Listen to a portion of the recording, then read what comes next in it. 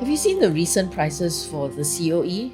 Oh my God, it's like you can get another three cars. Does that mean that, Singaporeans can no longer aspire to have five C's, one of which is car? Can we take car out of the whole equation? I hope so. I mean, when we talked about this topic, I never understood the bidding process.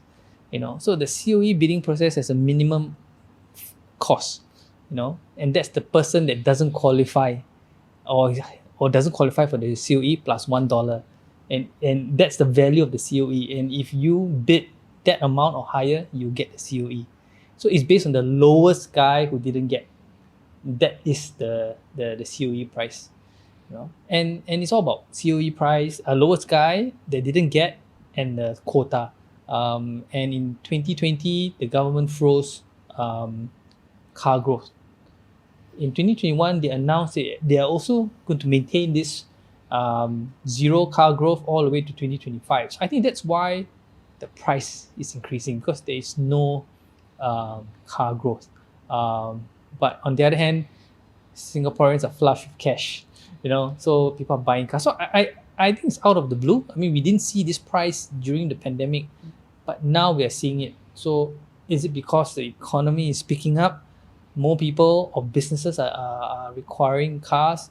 But like you said, 99,000, it's a lot of money. And I think it really affects Singaporeans, both ordinary companies and people who need the vehicle from a day-to-day livelihood.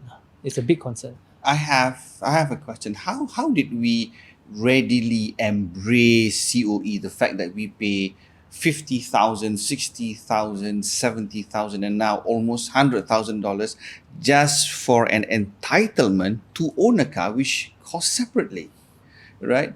If I were to look into developed countries or countries with a strong economic standing, like Hong Kong, like London, do they have the same thing? Is Hong Kong any bigger than Singapore? Is the population any larger or any smaller than Singapore? How did they curb it? But in Hong Kong, apparently, when you want to buy a car, you have to bid for a parking Parking space. space, either at home or in the office. So once when you have that parking space, then you can use the certificate and to buy your whichever car you want to buy. So I guess with parking space, that is a necessity. But I really don't know about having that piece of paper, a certificate of entitlement. I just hope in Hong Kong you don't have to pay $100,000 to own a parking lot in front of your house. I think it's $1 million, the highest someone has paid. Yes. $1 million Hong Kong dollars. Hong Kong dollars. Yeah, okay. Yeah, but I think there must be ways for us to achieve the Singapore dream, right? It's getting harder to achieve it. When you say that cash-rich Singaporeans are buying cars, I'm not sure whether they come from the heartlands or those who lives really in the first-class districts area. Are cars meant for the poor or for the rich or for everybody? I think then that brings up the question of, like what you asked earlier, how did this COE bidding come about? I think it came out with a noble cause of, hey, you pay to use, or you want to own, or you pay to be able to own, and therefore we restrict. But with that restriction, I think you're drawing a divide between the haves and the haves not. So that's where your second question is, can people afford? Is it only the rich they can afford it? I would say so. Only the rich can afford it, and the lower income have to take loans. So you are already in debt. And I think, and my concern is with the COE, although it has served us well in the mindset then, it is very clearly now creating a divide between the haves and the have-nots in Singapore. And I think that will only become worse as the price increase and the cost of living go a lot higher. But what if you take out the commercial companies from the whole equation? That means if ever they want to buy a car, it's like they would have their own system and just have the Gen Pop fight fight it out against each other, the private owners to own a car. So Do you think they'll work? that should be the commercial companies. They have money, they have bigger monies to play, but then again, you lump them up in one system where the bidding from them will always go higher because they want to run the business, right? But for us, we want to own a car because we want to own a car. It's for family. The family is growing. You have elderlies. It's like your family. You want to move about to make it easier. And it is about, I finally own a car. It's about achieving something living in this already expensive country. But I would go with, let us have a separate bidding system compared to the commercial vehicles. I think for sure. I mean, as a business, you run it for profit, and whatever cost it is, you cost recover, or you pass it on, or you adjust your pricing. But for every day, our car depreciates. Every day is wear and tear. We're using it. It's for living. It's not for making money. So I think we need to draw a line between the commercial vehicles, even the gig economy, the delivery riders. I mean, the companies that the delivery riders work for should have that license or that vehicles for them to use. Private car hires just adds into that whole cost. I agree. I think the government needs to, or Singaporeans really need to just say, hey, how can we be smarter around this? Yes, the overall goal is to maintain the population, the car population. We don't want to be in Bangkok where you have to wake up for something just to get from A to B and avoid the jam. So I think we need to really take some time to relook this, and better now than later, because the price is just ridiculous. But I think the key thing is that what you said, we need to separate. If you look into the real estate, you have the public housing, then you have the private housing, and these are run separately, but the government control in terms of, there must be cooling measures, there must be A, B, C, D all in place. Why can't they apply the same system for the COE or for the transportation system? Which means for Singaporeans per se who wants to do it not for businesses, and cars or vehicles meant for businesses, then it's a separate playground altogether. Then at least we are able to own a car. Then we can finally say that once we take the commercial out of it, it comes to a need and a want. If you need a car for whatever reasons, then you bid for it. If you want it, then you have to pay a certain price. So even on that thought, maybe families should have a discount if you are a single. I mean, I don't know. Okay, people might get upset with me, but then there is a next level to evaluate the need versus the want. If you have one car, second car, how much more you have to pay? But that really helps iron out and provide a more equal playing field, so that everyone can have a shot at the 5Cs. Then let me play the devil's advocate now. Do you really need a car? That's the question that I guess the government's asking, because they believe that we have a world-class public transport system.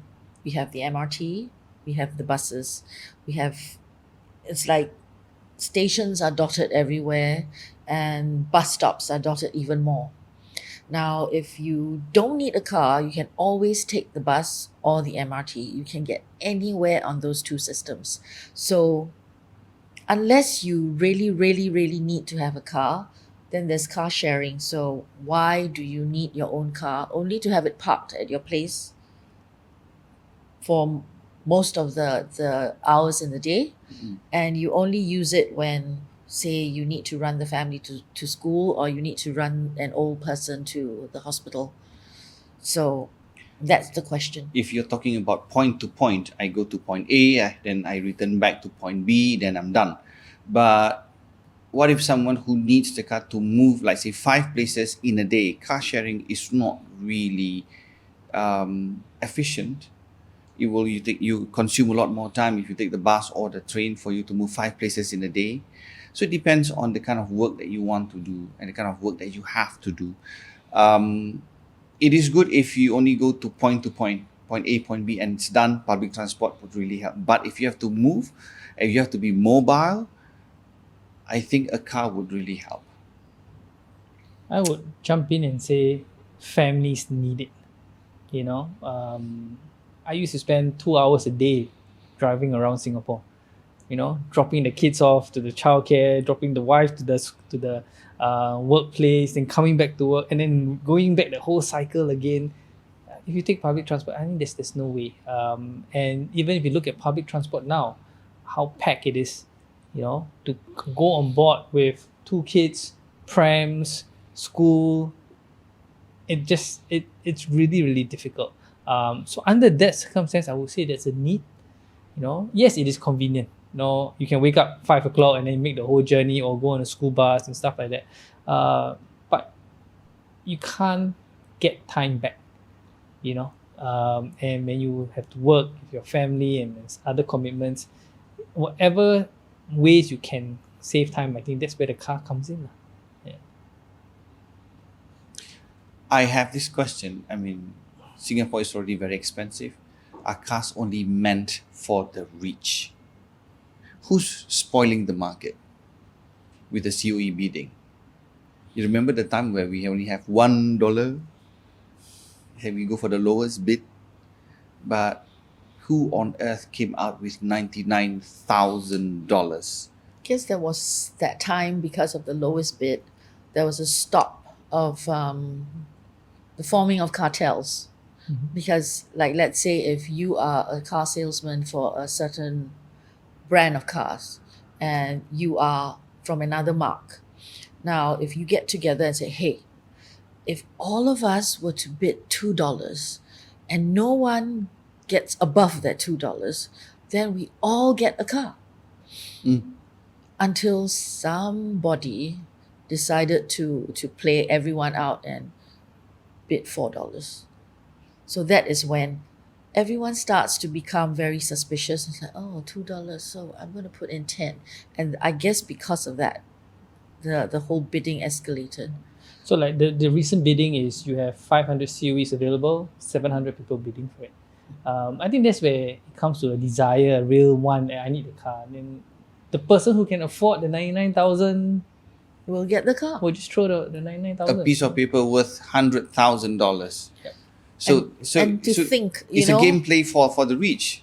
Yeah, to think that a certain brand of car, let's say the Volkswagen GT 1.6, cost about 160,000 here in Singapore. That same car is 10 times less in India or in Canada. So my question is, what gives?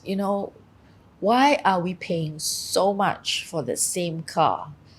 I know someone will say, why don't you move there? Easier said than done, because home is here. So then it boils down to, okay, so we've been saying it's not good, it's not working. What are the solutions? I think public transport is one thing. Singapore has a good public transport, but it had failed a couple of times. But I still don't think that we are as connected via public transport to wherever we live. I think public transportation image has ruined a little bit, has been tarnished by themselves. They need to uplift those image. They need to bring back faith and confidence in public transportation, especially the trains, then the buses, then the taxis, and also now the so-called the private taxis, which costs a bomb to take. Have you tried taking the let me Grab tell or you Gojek? my It's so story. expensive. There was this time when I wanted to come to the office from where I live, which is in Farrer Road. And the only way is to get Grab, because I tried Comfort. They didn't have any taxis in the area. Goodness knows why. I tried Gojek and I got rejected twice. So I said, why not Grab? Went to Grab, keyed in, and I bet you guys couldn't guess how much the cost of just traveling from Farrer Road all the way to Paya Lebar was. It was $42.60. That's ridiculous. That's like At one point of my life, from the airport right down to Woodlands, cost even less than that. Exactly. And we were just like, oh, so expensive. Now it's double of that. So how do we justify all of this rising cost? I want to know who collects the surge. Does the driver collect the surge or does the company collect the surge? I asked the driver. Ah, He said there's a share. When the surge comes, he gets a certain percentage, which is higher than the normal fare, and the company gets the rest. And a lot more. Like, who decides the surge? Who decides? Like, suddenly there's a surge, raining, there's a surge, peak hours, there is a surge, after midnight, there is a surge, but then again, by 11:15, you can't even get a single car around you. So, isn't that manipulation? I If- remember the good old days where flag down rates would flag down rates were different during peak hours or after midnight. But after that is your distance travel. So it has become so blurry. Suddenly everything becomes so expensive. If you really want us to appreciate the public transportation, then you need to upgrade the system, the service, and make it better for everybody. I mean, price wise, we know in order to curb inflation, it has to rise up slowly. Yeah, but aren't there any other avenues? Buses, trains, taxis are all running advertising as part of the income. Shouldn't that complement or shouldn't that help us to sustain or suppress the cost down? Why are we suffering when we are making it better for you? Then I'll tell you to buy shares because they are privately run companies who are not privately or listed companies, but they are beholden to the shareholders. So they have to make a profit and to pay dividends. True, Kevin, but then again, not everybody is as privileged. We have the middle income and above in Singapore, then we have the rich, then we have the middle income and lower, which is a lot more. And we are the one who is just struggling, trying to make our ends meet. So I think that's where the key thing that you mentioned, a lot of this price increase is artificial. It's not because the fuel is higher. It's artificial. It's based on speculation and the algorithms or whatever they use. So I think that's a big concern. I think that's one way that we can actually control. Price increase. How much can you increase? I don't think there's any law governing the surge, how much you can put. Whereas if you go to a medical doctor, the medical association has stipulated how much you can charge.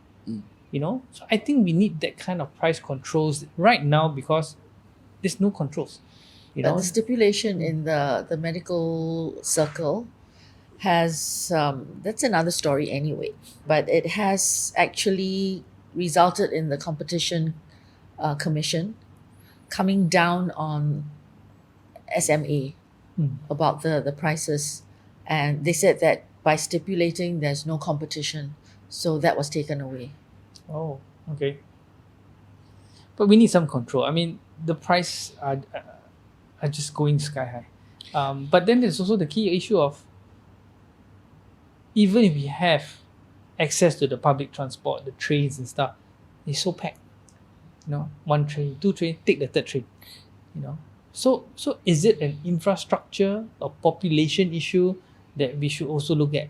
Because these are the factors or the demand that are driving up costs. Greater demand, greater need for transport, greater need for cars during the peak hour. Can the road system or the transportation system handle the population increase? Or the government aspire to have more people in Singapore? But I also dream of a kinder government to Singaporeans who has to work day to day to make ends meet. I dream of a government who look at us first and say, the needs of Singaporeans comes first. Whether they are poor or whether they are rich, I need to take care of them first. Then the rest of how the commercial businesses are being run, I will manage them separately to make sure that the people are happier first. If your family is not happy, you will never be able to lead properly in that context. So we had an earlier discussion on rising GSTs. Now we have rising cost of transport. We will also have rising electricity costs. This year is a year of increases. You know, And COVID is not over yet. And we Yeah, are it's still crawling to recover. We're not even running to recover. Some people make best out of COVID, like the pharmaceuticals company or whatsoever that comes with it, but not most of us. We are still crawling back to normalcy. So why the increase now? Shouldn't it be later until everything is back to normal? See, we are not back to normal yet. So that's my concern. So we need to scrap the COE. Scrap the COE, then the road will be flooded with cars. Yes. So what's the solution? Scrap the COE, push it all to the commercial side. Okay. Right, get them to have their own COE bidding where you need to pay for X number of cars and stuff like that. For us, yes, you need to usage or you need access to it, and then I think it has to be like your private versus your landed kind of tiering, where what do you call that when you go for medical treatment? The classes, is it Different subsidies? Subsidized or non-subsidized, and then maintain it that way. I mean, I'm just guessing. I'm just throwing out ideas, but the current COE method where highest bidder or lowest loser, it will just keep increasing because people with money will just be bidding because I can bid. What is 100,000 to me when I earn how much? So I think we need to be very conscious that hey, this is going to draw a divide between the haves and the haves not, and you just see society separating.